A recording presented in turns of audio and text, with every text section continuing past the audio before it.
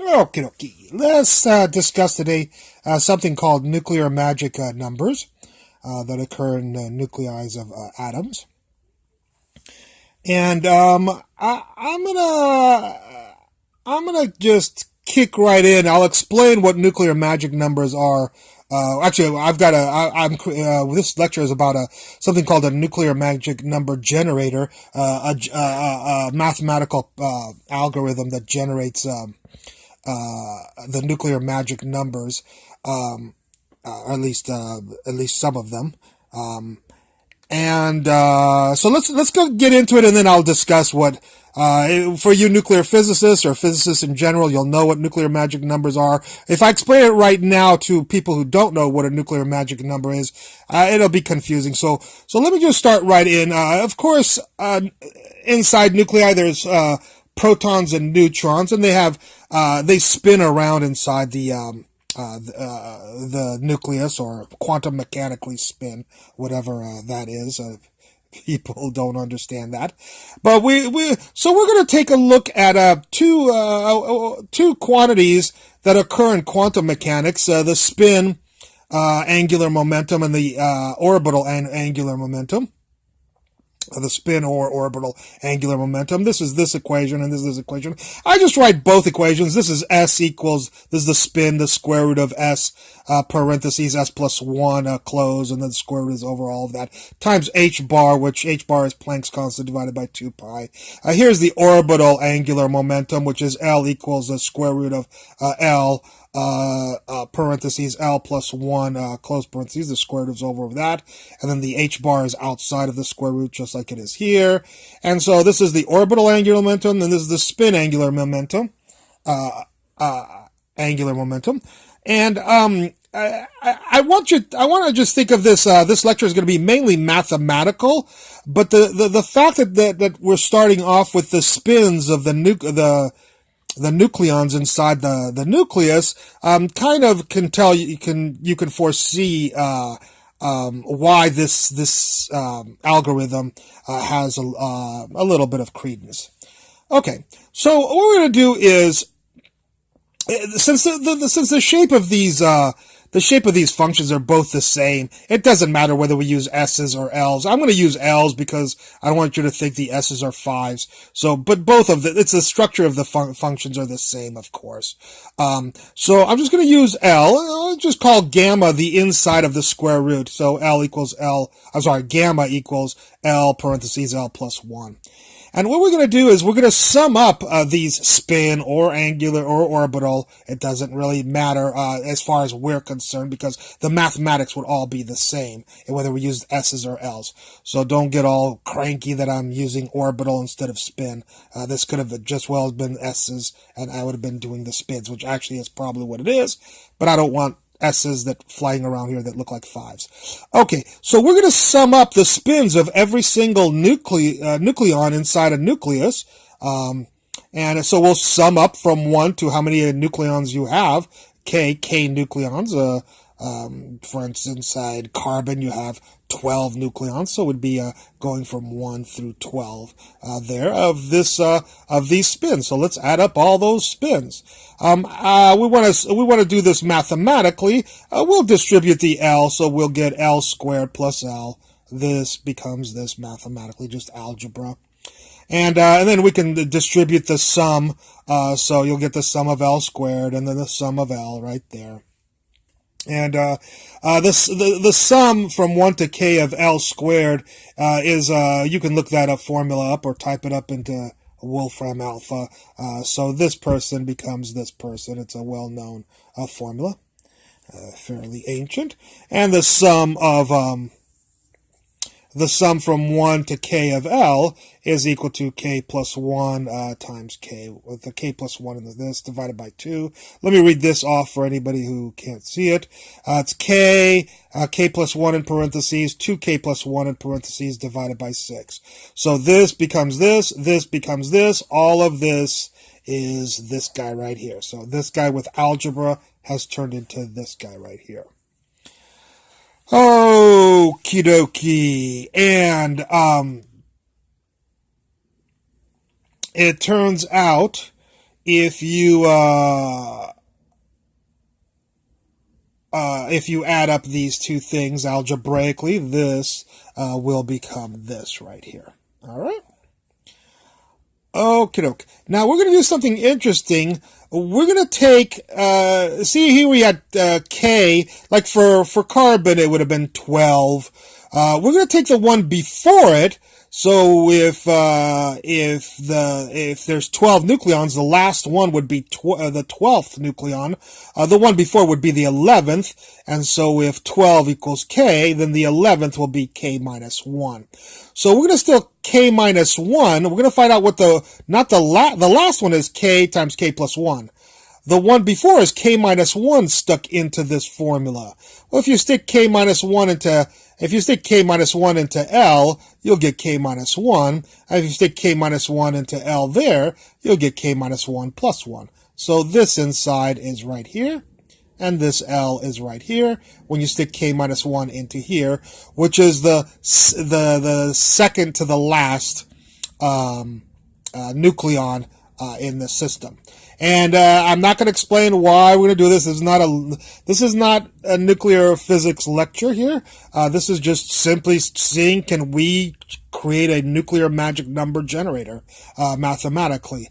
It'll be for a future lecture to explain why we take the one before. If you simplify this, from here to here is algebra. So this becomes this.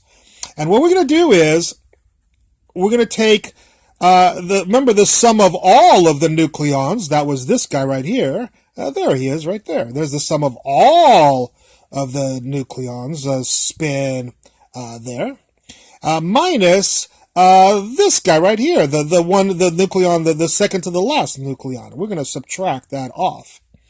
And if we algebraically this will become this right here, K times K squared plus 5 in parentheses over 3. And so I call that MK, the magic number of K. So if K is 12, put a 12 here, a 12 here, and figure that out, and you'll get the magic number for 12 nucleons, okay? Alrighty. Now, what I wanted you to notice here is this gamma right here. Let's figure out what gamma L equals 1 is. If you stick a 1 in here, 1 times 1 plus 1. 1 plus 1 is 2 times 1. So gamma 1 will be 2. If we figure out for L equals 2, you'll get 2 plus 1 is 3. 3 times 2 is 6. So gamma 2 will be 6. And for 3, gamma 3 will be 3 plus 1 is 4, 3 times 4 is 12. So gamma 3 is 12. Okay? So I just wanted to mention where I generated these. I used this formula right here to generate these gamma 1, gamma 2, and gamma 3. Now, what I'm saying is this formula, for some reason, only generates the nuclear magic numbers for K is greater than 3. So let's see what we've got over here. Here is K. If you want to know for K equals 1, we're not going to run to this formula because I told you it only works for K is greater than 3. How are we going to figure out the magic number for 1? Well, we'll have to accept what we experimentally what we discover is it's gamma 2. Gamma 1 there, which is a value of 2. And I'll explain what that means in just a second. Right now, I'm only worrying about the mathematics here. Now, what is really interesting is if we if we experimentally find out what the magic number for K equals 2 is, it turns out to be 8. And you might say, well, I guess we'll have to accept that. Well, no, we can go a little bit better than that because 8, it turns out, is 6 plus 2 is 8. And I know you're thinking like, well, that was just coincidence. Okay. Well, I'm just going to write that K, for K equals 2, the magic number is gamma 1 plus gamma 2. And that does equal 8, it turns out. Now, if that was just coincidence, then for k equals 3, me saying, hey, if k equals 2 is this plus this, then it shouldn't work. These are three pretty bizarre numbers, you know. You wouldn't think that for k equals 3, the gamma would be gamma 1 plus gamma 2 plus gamma 3. But guess what? It turns out experimentally, the magic number in nuclear physics is the next magic number is 20, which is gamma 1 plus gamma 2 plus gamma 3. Gamma 1 plus gamma 2 plus gamma 3 is the next nuclear number. So we have something here going on where k equals 1, it's gamma 1 plus no gammas. K equals 2, it's gamma 1 plus gamma 2. And k equals 3, it's gamma 1 plus gamma 2 plus gamma 3, which is this. Now, I promised you that this now would work for if k was greater than 3. And k equals 4, k equals 4 is greater than 3. So let's run to this equation over here. And if we run over to this equation and stick in 4 into here, you'll get a 16 plus 5 is 21. Divided by 3 is 21 divided by 3 is 7. And then remember we stuck k equals 4. So 4 times 7 is 28. And this is theoretical value of, this is my theoretical value of figuring it out. Well, when we do when we look experimentally at the nuclei, atoms, and nuclei, it turns out that, the nuclei, it turns out that, lo and behold, the next magic number after 20 is 28. So this number is both experimentally correct and it's theoretically correct according to my mathematical thing. And people can say, well, you got lucky. Okay, let's try it again. K equals 5. I said my formula will work if k is bigger than 3. So if we stick 5 in here as 25 plus 5 is 30. 30 divided by 3 is $10. And 5, because we stuck k equals 5 times $10 is 50. That's what I say, theoretically. What does the world say, the nuclear physics world say experimentally? Guess what? They say 50. Okay, I got lucky again? Well, let's see if I get lucky again. Let's see, 6 will work. Let's put 6 in here. 6 is 31. 36 plus 5 is 41. And then if you stick 6 in here, it'll be easier for us to say 6 divided by 3 is 2. 2 times 41 is 82 is what I say.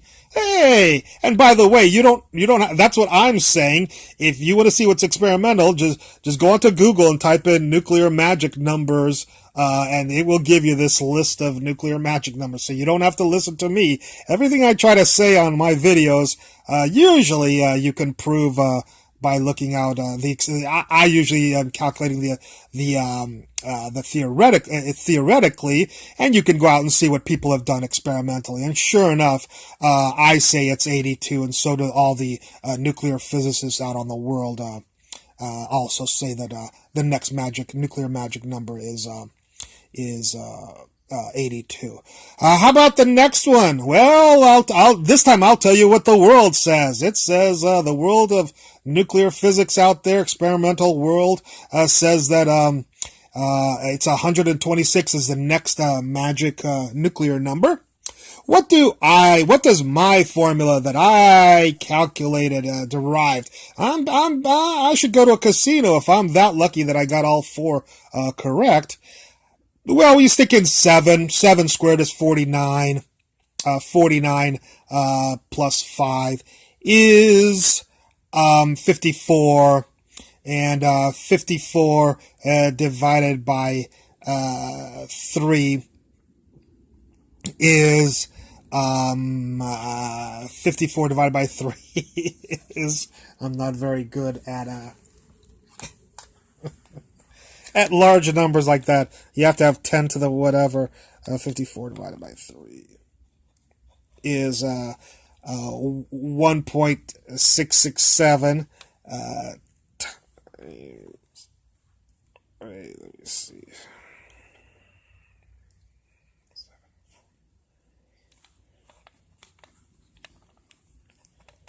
18. All right.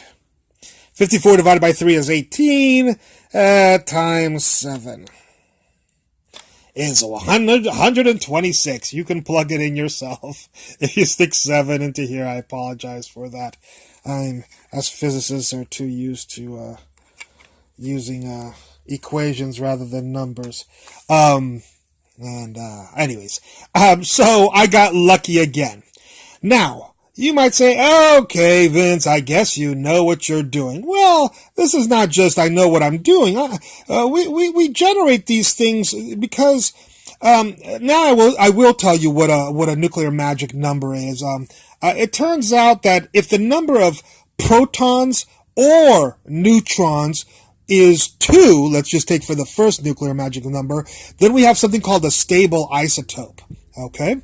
And I'm sorry, I'm not going to get into what that is. You can learn that on, I assume anybody's looking up nuclear magic number generator video is a little bit astute in nuclear physics. So anyways, and actually I'm kind of wasting their time explaining this because they probably know what nuclear magic numbers, but there's some people that have not heard of nuclear magic numbers that are slightly interested in nuclear physics. Anyways, if there's 20 neutrons in a certain nuclei, then it turns out that nuclei will be a stable isotope. And if there's 20 protons, or if there's 20 protons, that will be a stable isotope. Now, if there's like 20 protons and 20 neutrons, then it's like a hyper stable isotope, which means it's going to be very rough to break it apart. Anyways, it goes on like that, and these first numbers, interestingly enough, up to 82, it can be neutrons or protons. However, so far we've only found that with the nuclear magic number 126, so far only neutrons have obeyed this, not protons for some reason or another. But neutrons do obey this. So if you have 126 neutrons in a nuclei, then it will be a stable isotope. Now, why is this important? I mean, we know up to 126, we know. I've included more, 8, 9, 10, 11, 12, 184, 258, 350, 462, and 596 as more for the future. Maybe we won't get to be able, by the way, we create, when we get up to the numbers like this, what we're doing is we're smashing together, 2 nuclei together and seeing how long they survive, you know. So, my point of this, of generating these future things, which probably won't be experimentally done for well past when I've long gone, and probably you too. But my point is that the value of this equation is that if we don't give the next nuclear magic number, then people will be wasting time, you know, throwing 127s or 128s maybe times, coupling it with a, who knows, a 128, you know, and this is showing that it's not a good idea to do experiments with 128 or 130 or 132. Skip up to 184 and you won't be wasting, you know, don't waste your time and money, of course. These experiments are very expensive. For nuclei with neutrons or protons between 127 and 183. Go ahead and skip all the way to 184. Now, if you want, you can try 182 and see if it works. If it doesn't work, I don't suggest you do 178 or any of the other. You do notice that these are all even numbers. If 182 doesn't work, and you could try a couple other ones if you want, but at least you won't be trying literally, 60 or 70, and then this. Here's another about 70 things from here to here. Don't try 186 bouncing against 192 or something. Try, or 197 or whatever. The point is you're using another even number. Just go ahead and skip all the way to 258 and then do a couple of spot checks in the middle. And by the way, if you have trillions of dollars and it's easy, go ahead and do 186, 188, 180. Go ahead and do all of them if it's in the future. It's so amazingly easy to do those. But if you don't have the money or the time, then go ahead and try to skip to 258 and see if it works. By the way, it might break down. We won't know it probably for hundreds of years, the nuclear physicists who do that.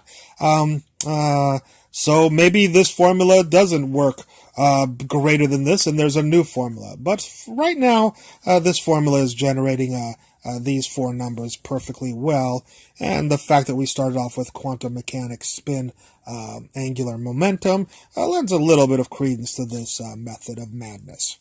Okay, I hope you enjoyed this lecture, and I look forward to any comments at the bottom. Thank you very much.